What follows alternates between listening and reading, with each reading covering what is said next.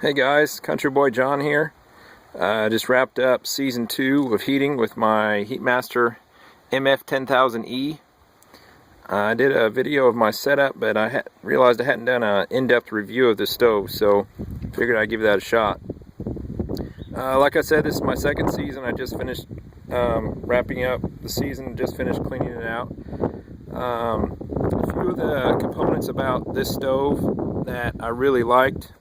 First of all, it's stainless steel.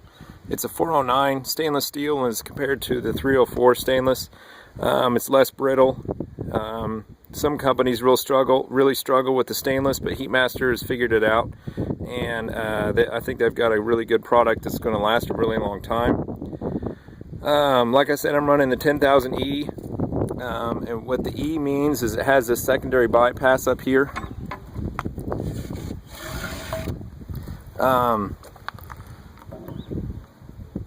The heat comes up from the inside of the stove, comes towards the front via this sheath that's up here, goes to the back of the stove, comes up to the top, and then goes out with the chimney located at the front. Those extra bypasses, I think, really contribute to capturing a lot of the heat. This is all surrounded by water, and the upper side of this chute is surrounded by water. So there's 3 more contact areas plus the sides of this one to transfer heat to the water jacket. Another component that all the Heatmaster stoves that can burn coal come with is the shaker grates. I had a problem the first year. I went to shake the grates and I got a piece of coal wedged in between this opening, and the only way to fix that was to let the fire go out and reach a poker down in there, because there was, when you have your coal bed down there, you can't figure out which opening it's wedged in. So I just dealt with it and limped along to the end of the season, got it cleaned out, and on my second season I didn't have any problems. Never had any creosote issues with here. You can see a little bit of a sheen, but when the fire's hot, that sheen is less than 1/8 of an inch thick. I mean, it's really just micro thin, and I really don't think it affects the heat transfer at all. But again, cast iron shaker grates, really effective in shaking down the ash and breaking up any crust that forms on the coal bed. Ash pan down here, adjustable nuts for the hook, and there's your shaker handle. Ash pan slides out. It's got a handle there midway, and that really helps in dumping.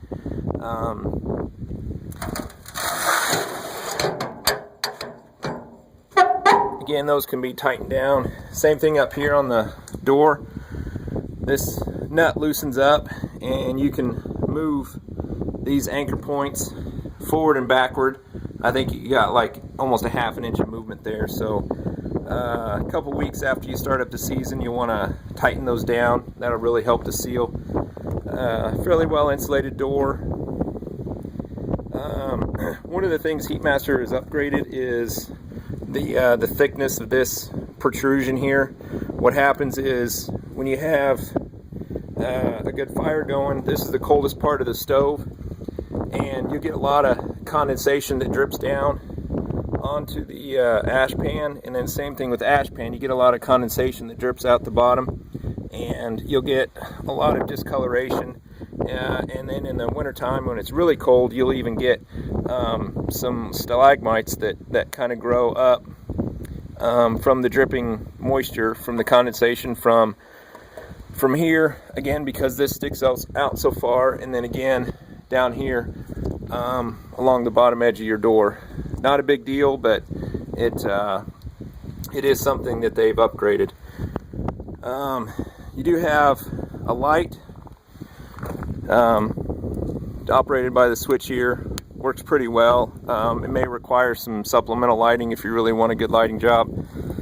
Renko thermostat really lets you zero in on your cycles, your high set temp, your range. Really effective. Hadn't had any problems with it. Behind this panel is a snap disc. I think right now it's set for 190, to where if you have a runaway fire and what it does is it hits 190 degrees and it cuts off the power to the motor. I don't think that it's really super necessary, because the problems that I've had with a runaway fire is usually with an air leak, not necessarily from the fan not turning off, but it's there in case that happens. The water meter up at the top, it's got a sticker on it and it's lasted 2 years so far, but it's got the stainless float that adjusts up and down. Around the back side, again, this is the 10,000, so it's got 2 supplies, 2 returns. One of the really neat features about the design of this stove that I like is how the air is forced into the fire. You got the fan that comes on, and again, this is an aftermarket, or it's a readily available fan you can get from Grainger or some other large supply store. But it's got the solenoid. When it calls for temp, it activates the solenoid and opens the damper. And the damper you can see in here, if I can get the light to adjust. When the damper opens, it lifts this flap up and lets the air pass by. There we go. Now, like I said earlier, the runaway fires I've had have come from this sticking open. What I found is if you get a backdraft, you'll get little pieces that will lodge themselves right down there in that hinge part, and that'll cause your damper to stay open ever so slightly. So if you ever have an air leak and you ever have your temperature overheating, this is going to be the first place to check. It's not too difficult to get to. I think they come with 2 nuts in them. One here, one on the back. When taking the one on the back, watch yourself, because this is hot. This is, 185 degrees, 190 degrees. But again, that's going to be one of the places you check. So then the air comes down, goes into this channel through the back of the stove and into your ash pan, and that's where it blows the heat in from underneath the fire. Again, great design. I think that's exactly where it needs to go. Really makes for a hot fire.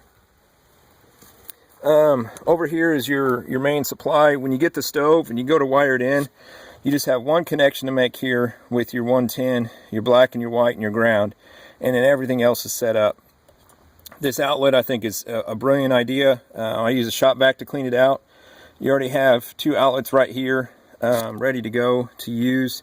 Your overall switch.